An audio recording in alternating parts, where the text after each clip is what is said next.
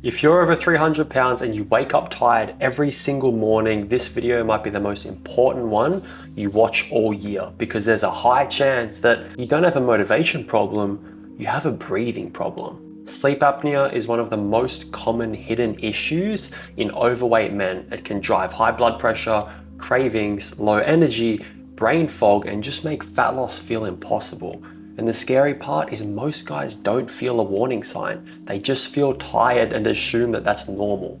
So in the next couple of minutes, I'm gonna give you a simple checklist to figure out if sleep apnea is your issue, and 6 fixes that you can start today to fix your sleep apnea without having to go to the gym. Here are the quick signs. So if you snore loud, if you wake up with a dry mouth, if you get morning headaches, if you crash hard in the afternoon, if you wake up gasping, wheezing, or even choking, if your partner says that you stop breathing in the middle of the night, pay attention. If you have 2 or more of these things, you need to take this video seriously.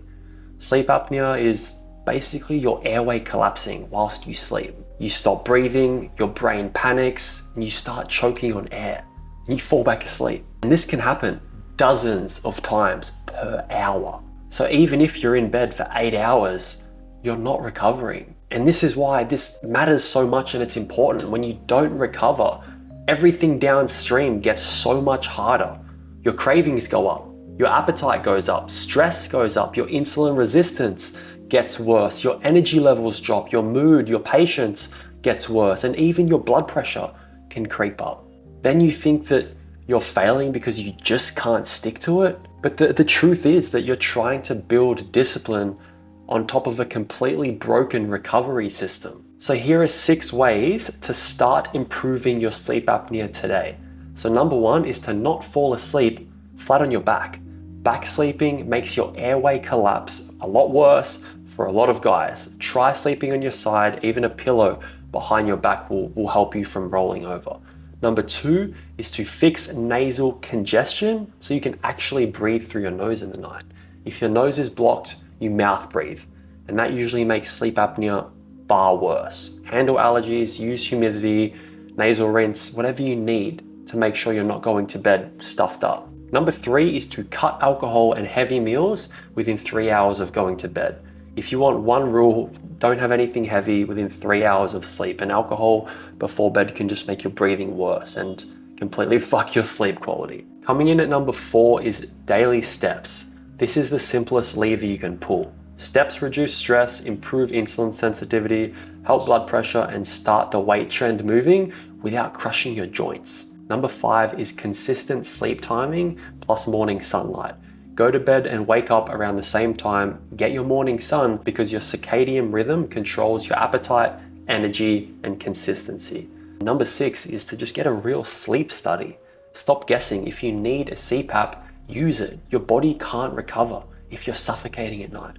Now, I want to make this real because it's so easy for you to sit here and watch this and think, 6 tips, yay, I'll do them later, I'll write them down.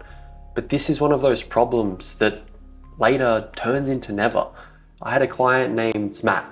Matt was 59 when we started working together, and his life looked like what a lot of you are living right now. He wasn't just heavier, he was tired, exhausted. He was running out of energy, having energy crashes at 1 p.m. and it was spilling into the people closest to him's lives as well. You know, his wife couldn't even sleep properly because she was constantly waking him up at night. Not because she was trying to be annoying, but because she was scared that he wasn't breathing right, or that he wasn't going to wake up. And then there were his grandkids. He wanted to be the fun grandpa.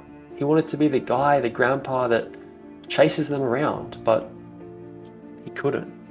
He would get puffed out. He would sit there, watch them play, and constantly tell himself that maybe next week or now isn't the right time to start. But he planted his flag in the sand and finally stopped negotiating with himself, those bullshit excuses. And we didn't do anything extreme to lose 150 pounds. We didn't go to the gym.